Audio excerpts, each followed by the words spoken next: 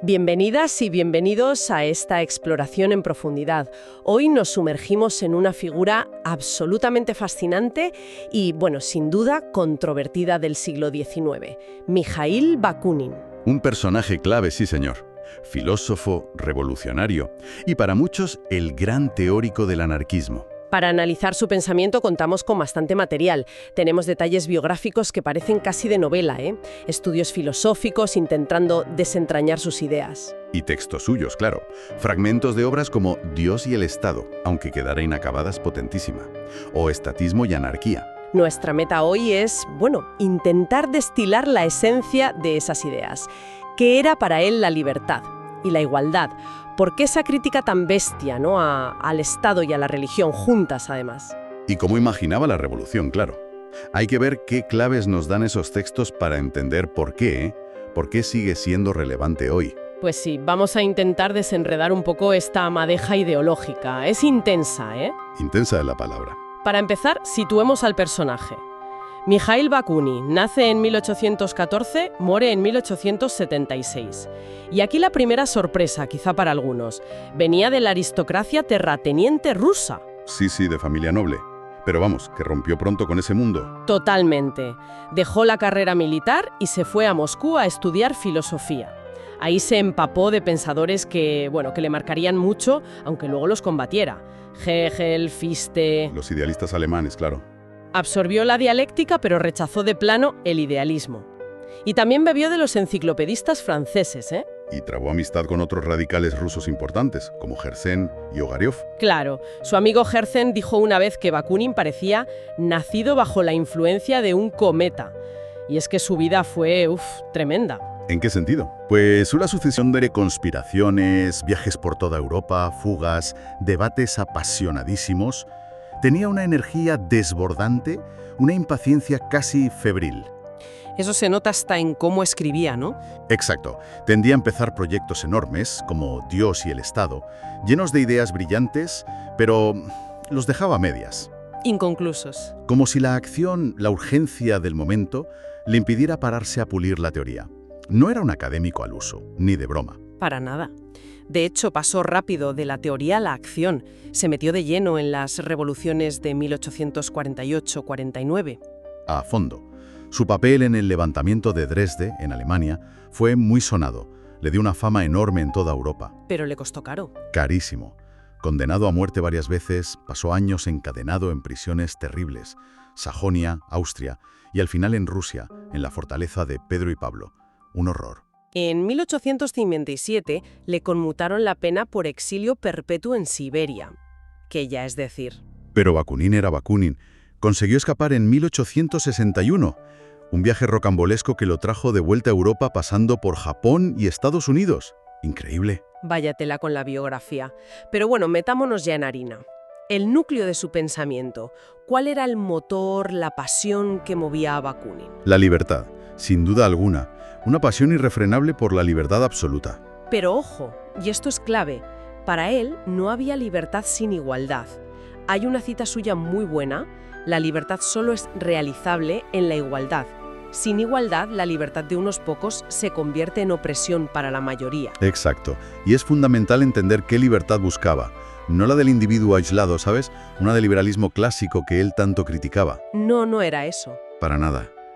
Bakunin era profundamente social en esto. Insistía: no soy verdaderamente libre más que cuando todos los seres humanos que me rodean, hombres y mujeres, son igualmente libres. O sea, la libertad de los demás no limita la tuya. Al contrario, la confirma, la hace posible. Para él, como materialista convencido, y esto lo diferenciaba de los idealistas, no es el individuo abstracto quien crea la sociedad. Es la sociedad la que crea las condiciones para que exista la libertad individual. Por eso rechazaba tanto al liberalismo burgués. Lo veía como una libertad solo formal, ¿no? Que ocultaba la explotación real. Claro.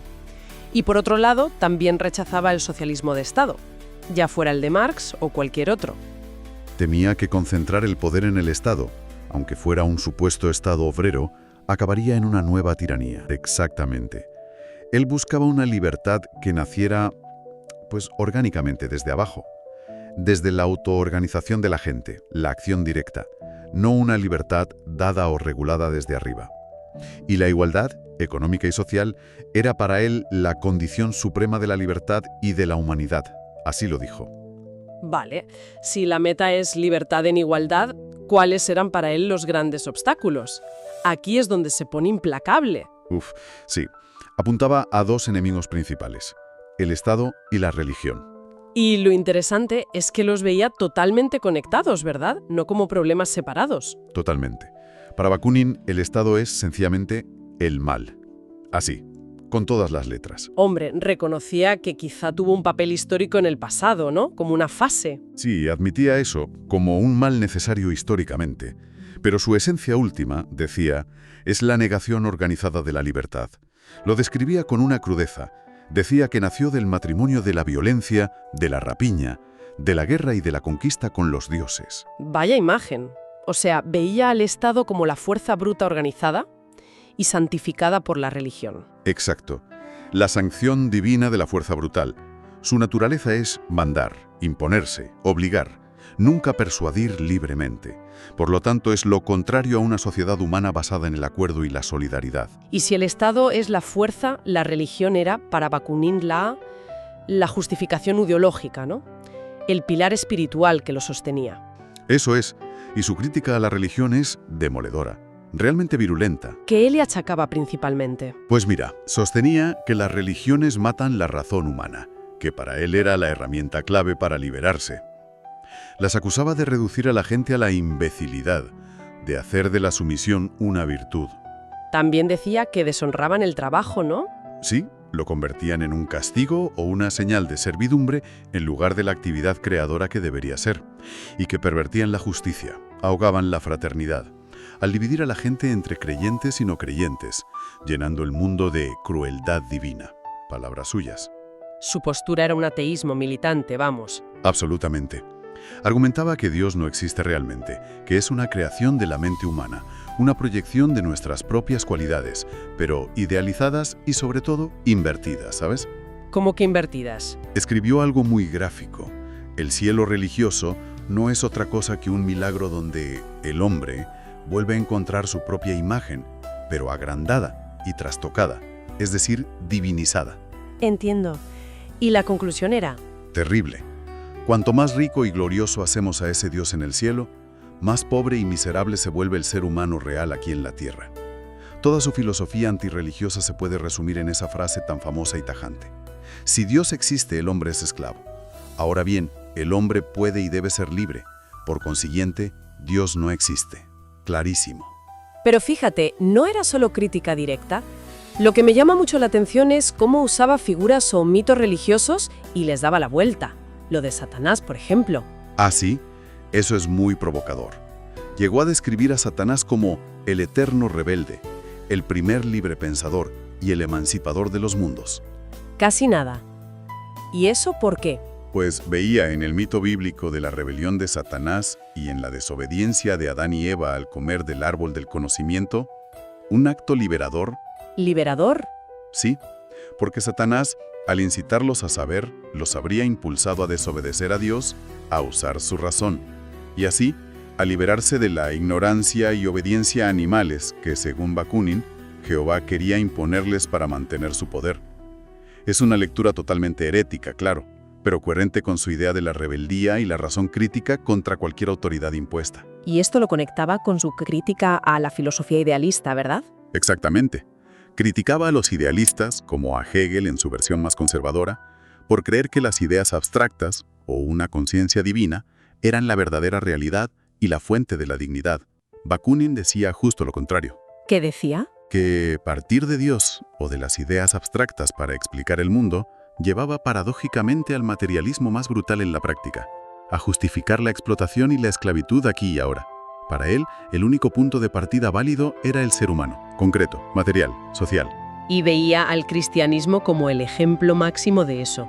Sí, históricamente lo veía como la religión que más había contribuido al empobrecimiento, el sometimiento, el aniquilamiento de la humanidad en beneficio de la divinidad. Tremendo. Ahora bien, uno podría pensar, si critica tanto la religión y defiende tanto la razón, pues apostará por la ciencia como guía suprema, ¿no? Para organizar la sociedad. Pues no. Y aquí viene una de sus críticas más inesperadas y, la verdad, más interesantes hoy día. Se opuso radicalmente a lo que llamó el gobierno de la ciencia. ¿O de los científicos? ¿En serio? ¿Por qué? Pues sí, es un punto fascinante y muy coherente con su anarquismo si lo piensas. Advertían muy seriamente contra la idea de darle el poder a una élite de expertos, por muy listos o bien intencionados que fueran.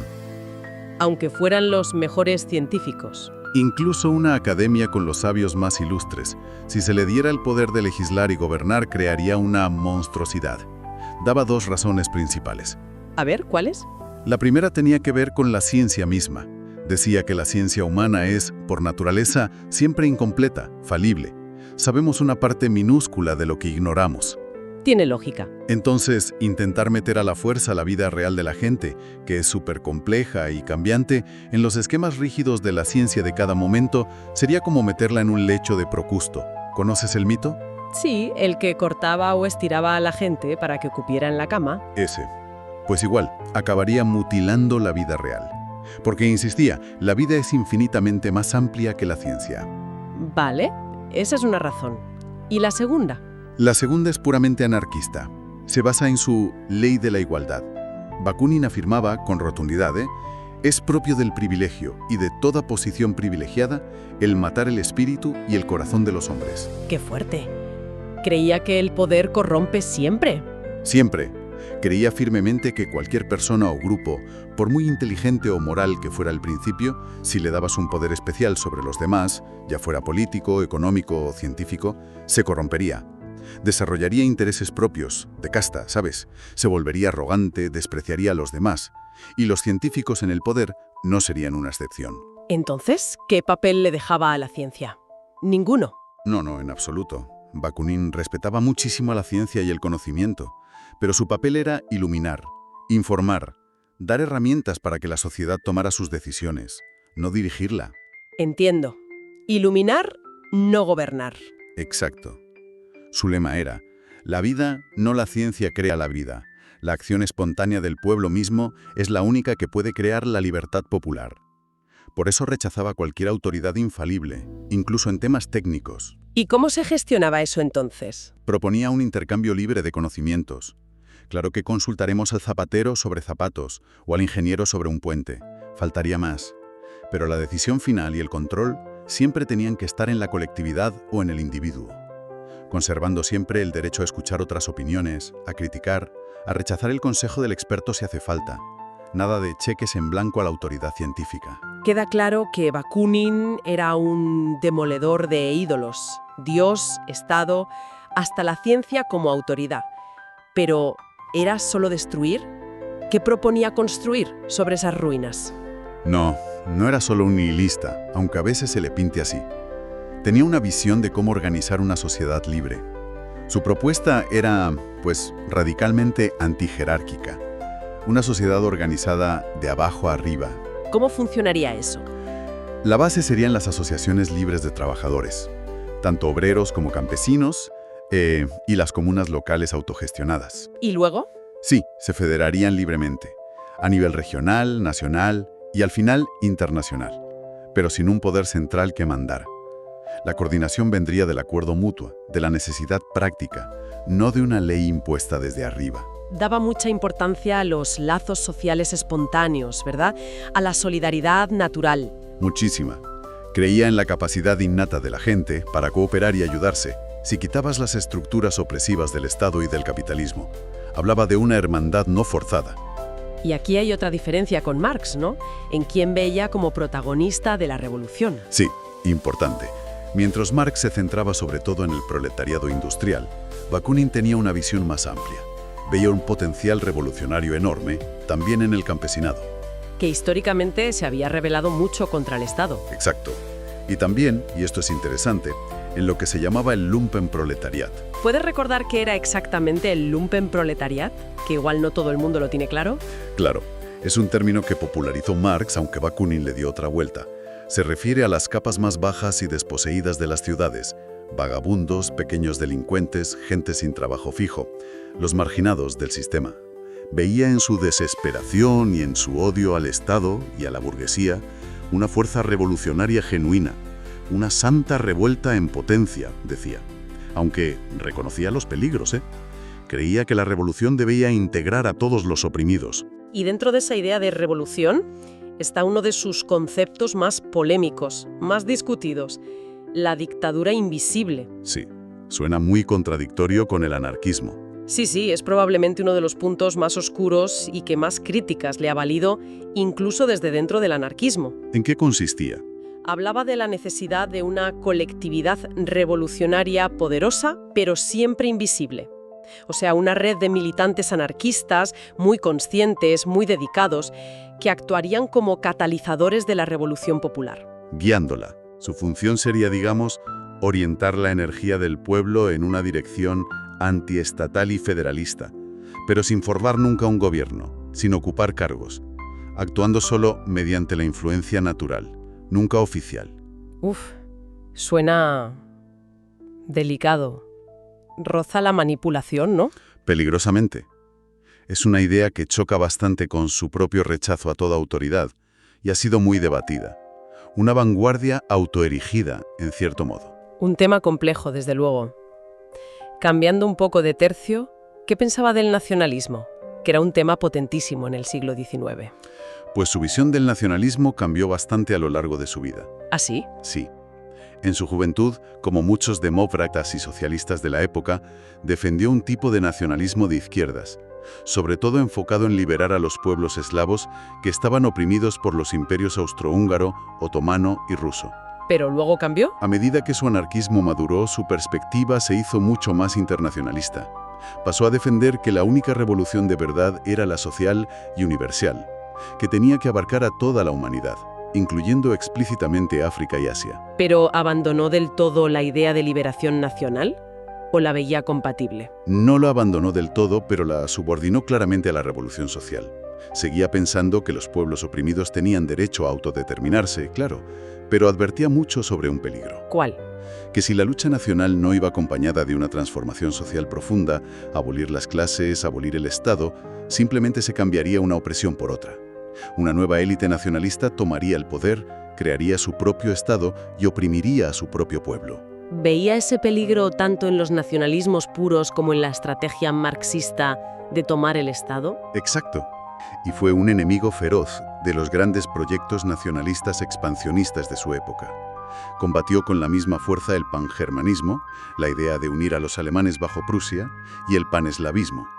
El paneslavismo también, siendo él eslavo. Precisamente. Lo consideraba un ideal monstruoso y peligroso, una simple excusa ideológica para las ambiciones imperiales del zar de Rusia. Alertaba constantemente a los demás pueblos eslavos: cuidado, no caigáis en la trampa de esperar que os libere el knut panruso del zar. El knut era un látigo terrible, ¿no? Símbolo de la opresión zarista. Exacto. Les decía que la única liberación real vendría de su propia revuelta social, aliándose con los revolucionarios de todos los países, incluidos los rusos, claro. Bien, hemos recorrido bastante terreno, ¿eh? Si tuviéramos que quedarnos con la esencia de Bakunin después de este repaso, ¿cuáles serían las ideas clave? Pues yo diría, primero, esa defensa a muerte de la libertad, pero una libertad real, material, pegada a la igualdad económica y social. Segundo, su crítica implacable y conjunta al Estado y a la religión, como las dos grandes máquinas de oprimir. Tercero, su visión de una revolución hecha por el pueblo y para el pueblo, incluyendo a los más olvidados, campesinos, el lumpen. Y cuarto, esa advertencia tan sorprendente y aguda contra el poder de los expertos, contra el gobierno de la ciencia. Estoy de acuerdo. Esas son las claves. Y lo fascinante es ver cómo muchas de estas ideas nos siguen hablando hoy. ¿En qué sentido? Pues su crítica radical a cualquier poder centralizado y jerárquico, sea el Estado, las religiones o incluso las nuevas formas de poder tecnocrático basado en el conocimiento, resuena mucho en nuestra época. Con la complejidad actual, el control de la información, los debates sobre quién toma las decisiones. Y esa tensión que tenía él, ¿no? Entre la necesidad de destruir lo viejo y la fe casi mística en que la sociedad se autoorganizaría sola. Sigue siendo un dilema fundamental, sí, para cualquier proyecto de cambio radical. ¿Cómo equilibras la destrucción necesaria con la construcción de algo nuevo y espontáneo? Y para dejar una última reflexión ahí, flotando, algo que surge de lo que hemos hablado. Bakunin valoraba muchísimo el instinto popular, la sabiduría colectiva, la acción espontánea. Pero él mismo era un intelectual, un filósofo con ideas muy trabajadas. Ajá. Si la sociedad tiene que organizarse de abajo arriba, desde esas necesidades y esa voluntad popular, ¿cómo integras el conocimiento especializado, que obviamente hace falta en sociedades complejas? ¿Cómo lo haces sin volver a crear jerarquías de expertos, esa autoridad que él tanto odiaba? Buena pregunta. Es posible encontrar un equilibrio, armonizar esa energía espontánea de la base con la orientación del saber experto, pero de una forma que sea de verdad no autoritaria, que ilumine sin gobernar. Es una pregunta que el propio Bakunin, con sus contradicciones y su radicalidad, nos deja ahí para seguir pensando.